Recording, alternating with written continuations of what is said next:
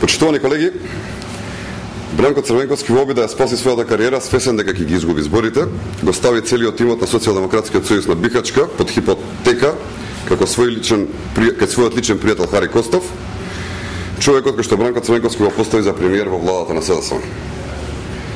Ако хипотеката на целиот износ на имотот на Социјалдемократскиот сојуз, кој Бранко го заложил кај Хари Костов, изнесува околу 6 милиони евра, СДСМ за кампањата со сите проценки, со сите непријавени донации и дотации и целото купување и делење на тони и тони кафе, локоми на политанки, со сите спотови во медиумите на Велија, ќе потроши околу 4 милиони евра. Од 6 милиони евра до 4 милиони евра ќе останат 2 милиони евра. Многу е веројатно дека Бранко Црвенковски остатокот од средствата од 2 милиони евра ќе си ги присвои за себе.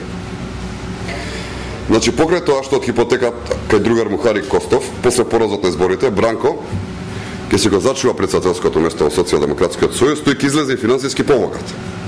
Сепак, кој и дали воопшто некој ќе го враќа кредитот, е се уште отворено прашање. Спротивно на сите закони, свесно кршејќи ги законите, целата оваа операција прераснува во очигледен пример на перење пари.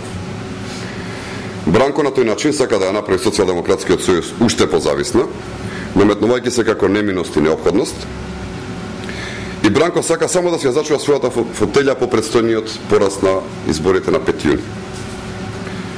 СДСМ во стечај, Бранко Црвенковски ќе ги изгуби изборите, но во негов стил, кога тој пропаѓа, повлекува и други со него. Сега ја уништува неговата партија како што уништуваше и Република Македонија. Ова е скандал од широки размери и тежок проблем, кој во себе содржи и перење на пари и финансиски криминал.